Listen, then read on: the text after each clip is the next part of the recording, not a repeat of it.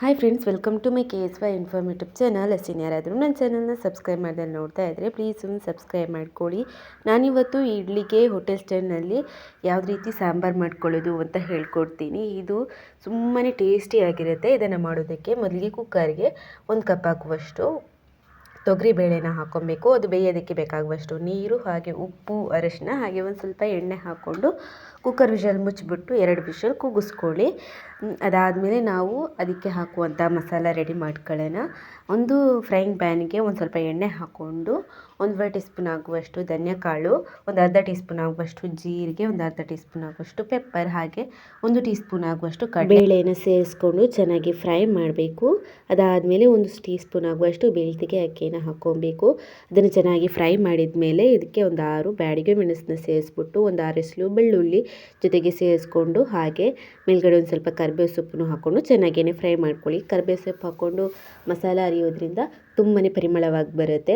ಅದಾದಮೇಲೆ 1 ಕಪ್ ಆಗುವಷ್ಟು ಕಾಯಿ ತುರಿನ ಹಾಕ್ಬಿಟ್ಟು ಚೆನ್ನಾಗೇ ಫ್ರೈ ಮಾಡಿಬಿಟ್ಟು ಇದನ್ನು ನಾವು ರುಬ್ಕೊಬೇಕಾಗುತ್ತೆ. ಮಸಾಲ ಇಷ್ಟೇ ಮಸಾಲ ಆಗಿರುತ್ತೆ, ಆದರೂ ಸಖತ್ ಟೇಸ್ಟ್ ಕೊಡುತ್ತೆ ಅಂತಲೇ ಹೇಳ್ಬೋದು.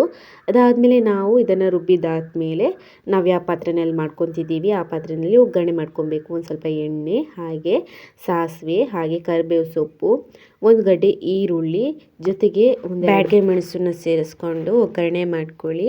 ಅದಾದಮೇಲೆ ಚೆನ್ನಾಗಿ ಒಂದು ಸ್ವಲ್ಪ ಫ್ರೈ ಮಾಡಿದಾದಮೇಲೆ ಇದಕ್ಕೆ ನಾವು ಒಂದು ಟೊಮೆಟೊನ ಸೇರಿಸ್ಕೊಬೇಕು.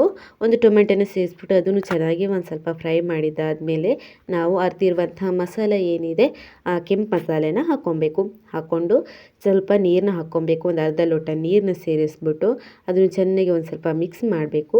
ಮಿಕ್ಸ್ ಮಾಡಿದಾದಮೇಲೆ ನಾವು ಬೇಯಕ್ಕಿಟ್ಟಿರುವಂಥ ಬೇಳೆ ಏನು ಬೆಂದಿರುತ್ತೆ ನೋಡಿ, ಅದನ್ನು ಬೆಂದ ಮೇಲೆ ಸ್ಮ್ಯಾಶ್ ಮಾಡಿ ಇದಕ್ಕೆ ಸೇರಿಸ್ಕೊಬೇಕಾಗುತ್ತೆ. ಆವಾಗಲೇ ಸೂಪರ್ ಟೇಸ್ಟಿಯಾಗಿ ಬರೋದು.